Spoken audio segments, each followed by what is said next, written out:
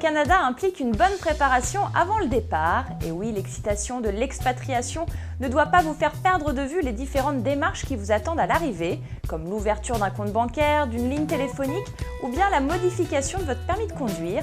Pour vous faciliter la tâche, nous sommes partis à la rencontre d'experts français résidant depuis de nombreuses années à Montréal. Les premiers réflexes à avoir sont très simples. Il faut tout d'abord se munir d'un numéro NAS. C'est le numéro d'assurance sociale que l'on demande auprès du gouvernement du Canada. C'est une demande qui se fait très facilement et très rapidement. Il suffit de se présenter dans les bureaux du gouvernement du Canada et de demander son numéro qui sera délivré dans la journée. Un numéro d'assurance sociale qui est indispensable pour obtenir un emploi, pour être référencé aux impôts. C'est en fait une fiche d'identité indispensable. S'il y avait deux démarches à se faire en premier lieu, c'est le numéro d'assurance sociale et l'ouverture d'un compte en banque. Et oui, vous ne pourrez pas vivre longtemps au Canada sans compte bancaire, ne serait-ce que pour recevoir votre salaire, louer ou acheter un appartement, payer le gaz et l'électricité. Tout de suite, quelques conseils de la Banque Transatlantique. Très concrètement, au Canada, l'ouverture d'un compte local est facilitée dès lors que vous avez un numéro de NAS et que vous puissiez prouver d'un minimum de revenus. Il faut également compter sur la problématique du crédit.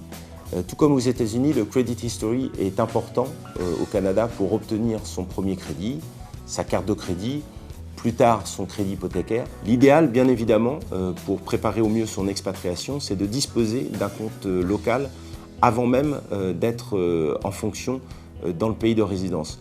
Concernant le Canada, ce qu'offre la Banque Transatlantique, c'est l'ouverture de comptes en devises, donc en dollars canadiens, avant de partir. Et nous avons noué un partenariat sur place qui vous permet d'ouvrir un compte bancaire local à distance, c'est-à-dire avant d'arriver au Canada. Et si les formalités liées à l'ouverture d'un compte sont simples, le choix de la banque l'est aussi. Les formalités à accomplir pour l'ouverture d'un compte bancaire sont relativement simples au Canada.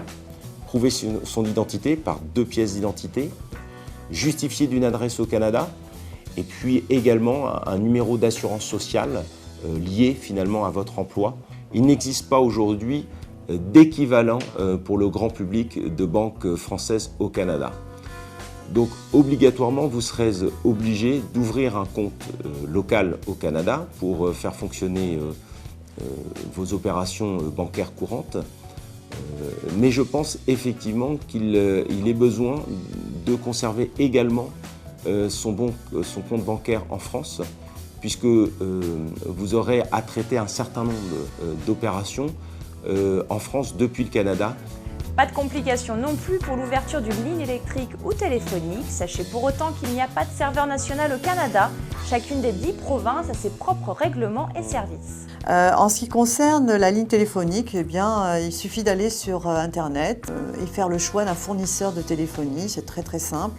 Une fois que vous avez procédé en particulier par exemple à une ouverture de ligne téléphonique, vous allez vous rendre compte que c'est un copy-paste au niveau de toutes les démarches administratives, c'est-à-dire on va vous demander le même type de renseignements à chaque fois et je dirais que parfois à moins de 24 heures vous aurez votre ligne téléphonique active ou votre numéro de sécurité sociale arrivera dans les 48 heures, etc. Donc c'est assez rapide.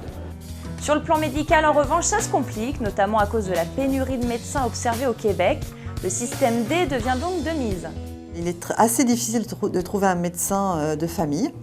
En revanche, vous pouvez quand même vous diriger dans un CLSC, qui est un centre local de santé communautaire de votre quartier, et obtenir l'aide d'un médecin. Le plus simple, c'est de se rendre à l'hôpital le plus proche.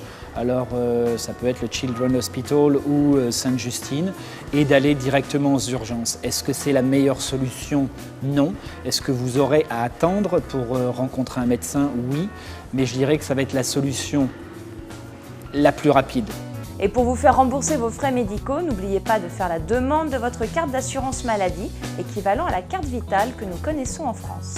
Pour obtenir la carte d'assurance maladie, il suffit simplement de se rendre à la régie de l'assurance maladie. On vous fournit cette carte dans la journée. Elle est aussi très importante cette carte parce qu'elle va vous permettre d'être inscrit directement à la régie de l'assurance maladie et de bénéficier des remboursements de frais médicaux. Enfin, moins indispensable mais tout aussi utile, la voiture. Sachez que si vous pensez rester au Canada moins d'1 an, un permis de conduire international est suffisant. Pour les résidents permanents, il vous faudra demander un permis de conduire canadien. En ce qui concerne le permis de conduire, en fait, il y a une équivalence entre la France et le Québec. Donc, on échange en fait son permis français en échange d'un permis québécois. On n'a pas d'examen à passer, on fait une photo et puis vous avez tout simplement un permis de conduire. Quand vous vous rendez directement au CAA, ça va vous permettre d'obtenir dans les 48 heures un nouveau permis provisoire et ensuite votre permis officiel que vous recevrez par la poste. Vous savez tout ou presque sur les formalités administratives indispensables à faire dès votre arrivée au Canada ou même en amont en ce qui concerne l'ouverture d'un compte bancaire. Un dernier petit conseil, faire un check-up médical et dentaire avant votre départ, c'est toujours plus prudent.